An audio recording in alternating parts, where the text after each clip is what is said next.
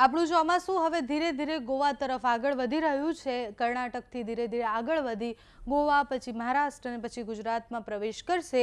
પણ એ બધાની વચ્ચે પ્રી મોન્સૂન એક્ટિવિટી અને અનેક વિસ્તારોમાં છૂટાછવાયા વરસાદ સાથે વાવાઝોડું પણ આવવાનું છે। હવે ચોમાસું જો ગુજરાતમાં 15 જૂને બેસી જાય છે તો પછી આગામી ચોમાસું કેવું રહેવાનું છે એની આગાહી અંબાલાલ પટેલે કરી છે।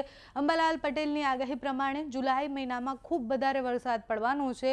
અલગ અલગ સિસ્ટમો પણ એવી છે જે બનવાની છે અને એ અત્યારે જે સિસ્ટમો બનશે એ સિસ્ટમો ધીરે ધીરે ચોમાસાને પુશ આપશે, એટલે કે ચોમાસાને ધીરે ધીરે ધકેલશે આગળ અને એના કારણે ભારે વરસાદ પડી શકે તેવી સંભાવના છે।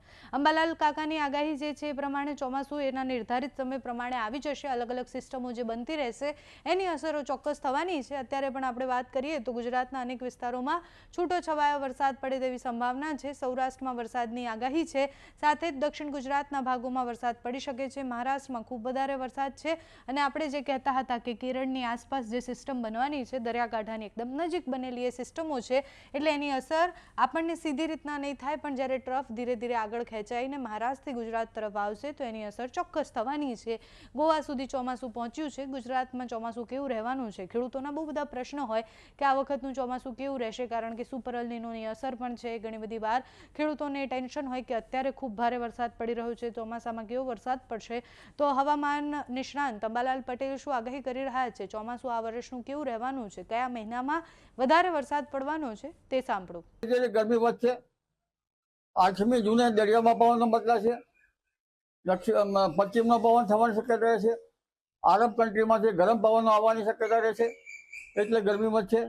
હમણાં ચોમાસા પૂર્વે લગભગ મહીસાગરના ભાગોમાં મહત્તમ ઉષ્ણ તાપમાન 43 ડિગ્રી 43 ડિગ્રી સેલ્સિયસ જેવું જવાની શક્યતા રહેશે અને લગભગ અમદાવાદ, ગાંધીનગરમાં પણ ગરમી રહેશે।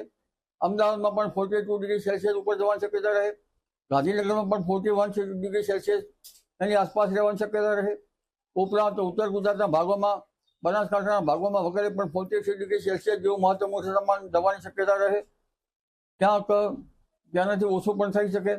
મહીસાગરના ભાગોમાં ગરમી રહે, તેમજ પંચમહાલના ભાગોમાં પણ ગરમી રહેવાની શક્યતા રહે, એટલે હવે ગરમી ધીરે ધીરે વધવાની શક્યતા રહેશે। લગભગ ગુજરાતના ભાગોમાં ચોમાસું 20મી જૂન આસપાસ આવવાની શક્યતા રહેશે, પરંતુ તે પૂર્વે 16મી જૂન સુધીમાં વૃશ્ચિક નક્ષત્રનો વરસાદ થવાની શક્યતા રહેશે। જોકે સારો વરસાદ 20મી જૂનથી 28 જૂન વચ્ચે થવાની શક્યતા રહેશે।